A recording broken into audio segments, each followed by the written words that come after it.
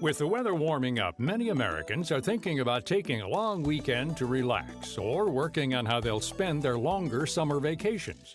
With gasoline prices down substantially from previous years, families are turning to driving vacations, and the young and adventurous are tempted toward the iconic American road trip. Flying to a location is always popular, and there are some interesting and money-saving strategies you can use to make air travel a little more fun.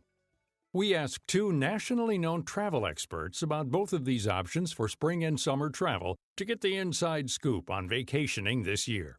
First, Chris McGinnis, business and leisure travel expert and contributor to Best Western's travel site, YouMustBeTrippin.com. McGinnis says that if you've always wanted to take a vacation to a more tropical climate, this is a good year to do it. Mexico is very popular this year because the strength of the U.S. dollar. The dollar's taken you a lot farther, whether you're in Mexico or Europe or Canada. There's interest in international travel this year. And I think Florida is very popular this year because a lot more people are driving on vacation. We've seen gas prices tumble over the last year, and even though they're inching up, people are still going because gas is still at least $1 less than it was this time last year. McGinnis says that it's not just the traditional warm weather destinations that are popular this season. People are very interested in Canada this year. You know, Best Western, which has hundreds of hotels across Canada, their advanced bookings are already up about 17% for the spring and summer travel season, which means there's a lot of people that are interested in summer vacations up there. So you can drive across the border, enjoy low gas prices here as well as there, and take advantage of the strong U.S. dollar, which in the past, Canada has been a little bit expensive for Americans, but that's no longer the case. And there's tons to do during the summer once it warms up there. You know, lakes, rivers, hiking, big cities like Toronto and Montreal are fantastic. I was just in Ottawa, the capital of Canada, last year, and it's a beautiful, almost European-style city. It has a beautiful canal that runs right through the center of town. It's a great place to go. So I would suggest Canada as a great driving destination this year. There are a lot of ways to save money, whether you fly or drive to your destination. McGinnis says that you should book hotels that offer free amenities that you'd have to pay for elsewhere. To save some money, I think that one of the things you need to do is be sure that you're booking hotels that I have what I call the top 3 freebies included in the rate, and that is a free breakfast, free Wi-Fi, and free parking. If you're not getting all 3 of those, you're probably not getting the best deal that you could possibly get. If you're a family of 4 and you get a free breakfast, that's saving you $40 right off the top of your travel budget every morning. So always at least look for that free breakfast. Sometimes a long car ride can be trying for parents with small children. The long hours of highway travel can cause boredom and fidgeting, and the inevitable, "Are we there yet?" every half hour.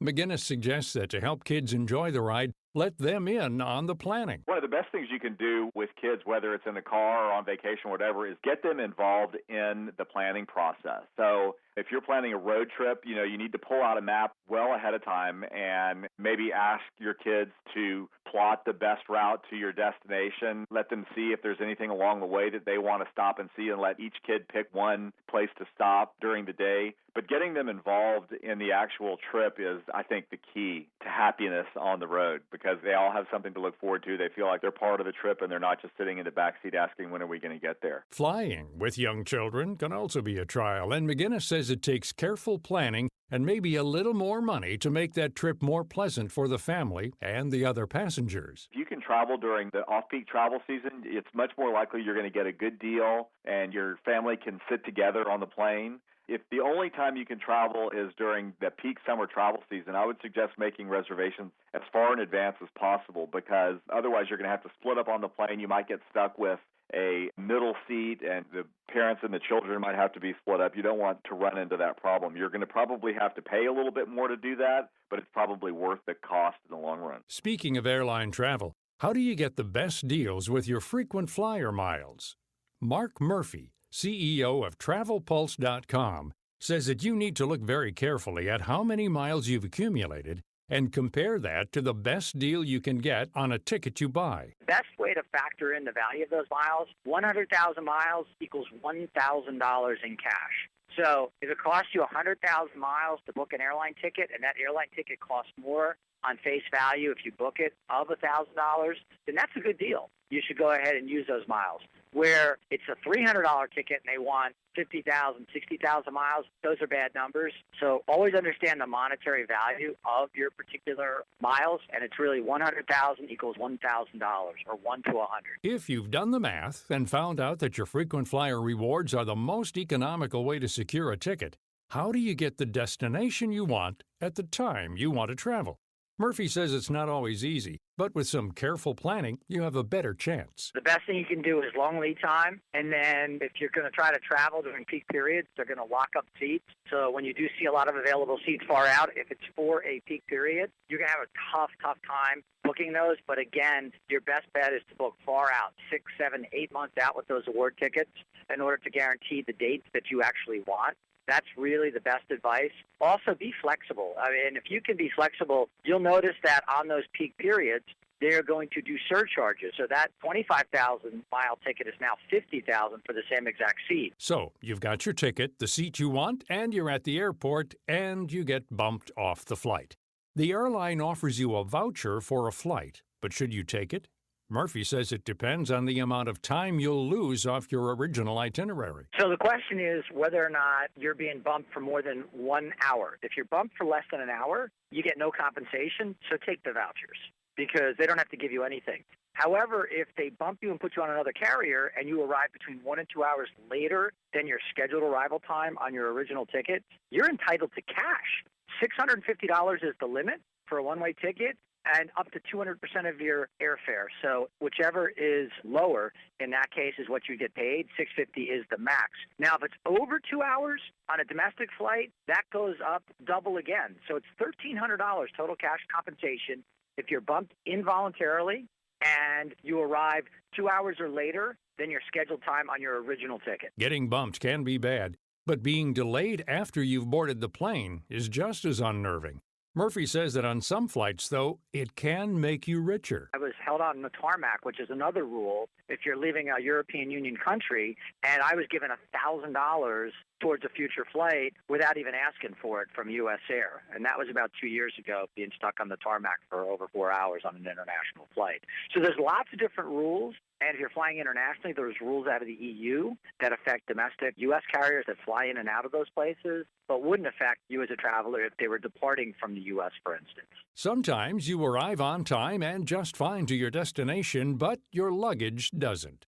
Murphy says it's difficult to get money from the airlines if you need your clothing for a special occasion, like a wedding. You have to have receipts for your belongings, and that's not always possible to keep on hand when you're traveling.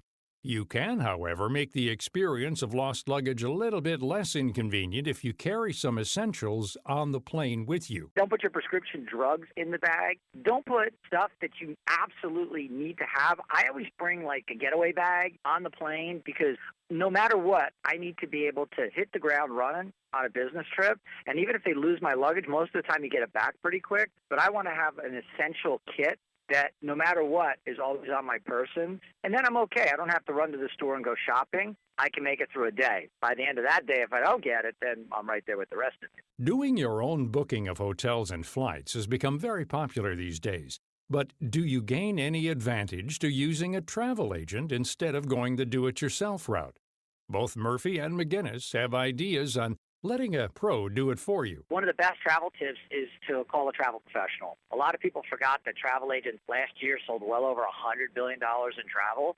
And people who make money and who travel a lot almost exclusively use travel agents. And then people that might not travel that much think they can save money online. And there's this thing called parity pricing. What you see online on one site is identical to the other site. So going to 5, 10, 15 sites isn't going to save you money. It's going to waste a lot of time. You could have a professional do that for you, and then understand that those professionals also get great value-added offers like free breakfast and spa treatments that aren't even published online, but they're only available when you book through a travel agent. I think travel agents are good if you have a complex itinerary. If you're planning on going to Europe and making 2 or 3 stops on a see the Europe type vacation, or if it's a big ticket item. If you're booking a cruise, for example, I would always use a travel agent for a cruise because so many things vary when it comes to cruises. You need an expert there to kind of know which cruise ship is right for you or your family. Do you want to be on a cruise ship that's full of young people, or do you want to be on a cruise ship that has a more mature audience? Is food important to you, or are onboard activities more important to you? Cruise expert's going to know that kind of stuff, and I think that it's important to use a travel agent for that type of transaction. Chris McGinnis says that before you book your vacation, you can check out the spring and summer travel report for this year on youmustbetrippin.com. For tips and tricks for travel anytime, Mark Murphy urges listeners to visit travelpulse.com. You can learn more about all of our guests on our site at viewpointsonline.net. You can also find archived programs there and on iTunes. I'm Gary Price. The growing Alzheimer's disease crisis is straining the American economy. According to the Alzheimer's Association 2015 Alzheimer's Disease Facts and Figures report, total payments for caring for those with Alzheimer's and other dementias will reach $226 billion this year. By the year 2050, it will top $1 trillion in today's dollars. Robert Agee, Chief Policy Officer for the Alzheimer's Association. Alzheimer's is the most expensive disease of the nation. Nearly 1 in 5 Medicare dollars is spent on people with Alzheimer's and other dementias. By 2050, it's going to be nearly 1 in every 3 Medicare dollars.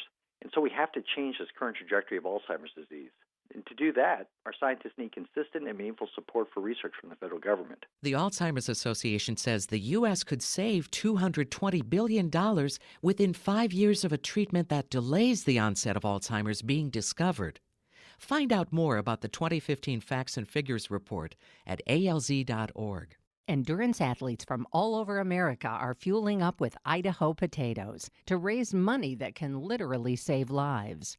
These athletes are all members of Rods Racing, racing for orphans with Down syndrome, dedicated to helping children with Down syndrome in other countries find a home in the United States. The founder of Rods Racing is Brady Murray. My son Nash, who has Down syndrome, is one of my greatest blessings. But in other countries, these children are often institutionalized and never receive the care and love they need to reach their potential. With the help of our biggest sponsor, the Idaho Potato Commission, Rods Racing athletes raise money to help these kids find a home in the United States by easing the $30,000 to $40,000 cost of adopting a child with Down syndrome. You've seen the Rods Racing team sponsoring the Ironman World Championship in Hawaii. Every athlete from 5K to Ironman can be a hero that helps bring an orphan child home. Join us at rodsracing.org. That's rodsracing.org.